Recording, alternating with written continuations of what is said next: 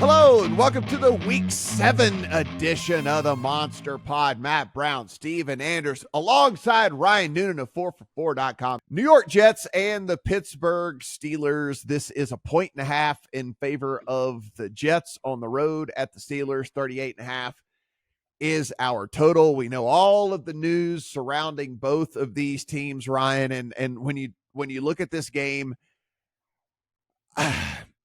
it's so incredibly narrative driven with all of this. Where do you fall on all this? I mean, it's hard for me because I was down on both of these teams entering this season. We talk about priors, and like these are two teams in which like it's hard for me to break off because I'm like, I was right. I'm like, I knew it. I was right on both of these shitbag teams, and like I've proven it with all this. So it's hard for me, and now they're battling in like two teams that I hated entering the season. So I don't know what I'm going to do with all this. Y'all talk me into something here. What are you going to do?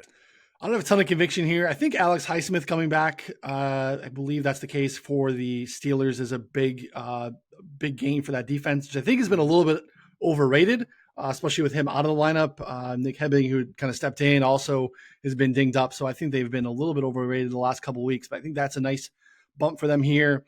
I have no interest in any scenario whatsoever backing Russell Wilson. And that kind of ends the handicap for me. I just, not that I don't care what the point spread is, but it's just something that I just don't want to do whatsoever. So that is what's happening here.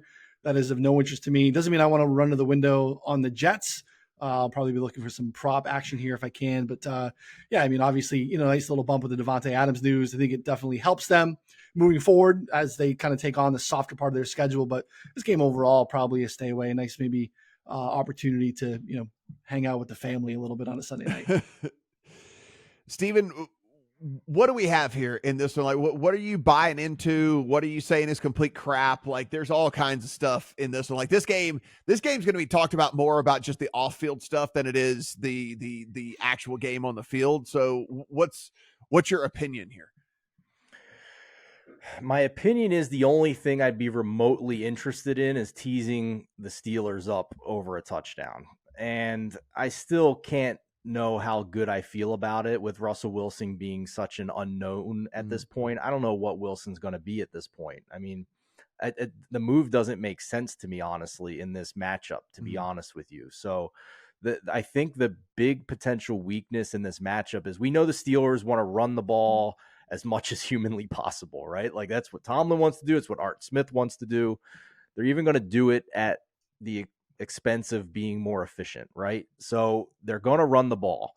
And that's a problem for the Jets defense this year. I mean, they are outside the top 20 in advanced metrics, even when you throw in a garbage time filter of stopping the run by EPA per play and success rate. So I think that at the very least probably keeps this game close, or at least in a neutral state.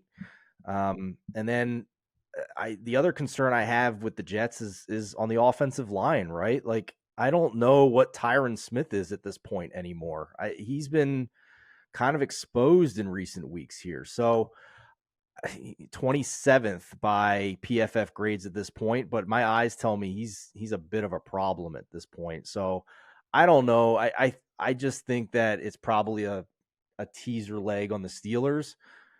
Just the move to Wilson this week in particular just baffles me, honestly.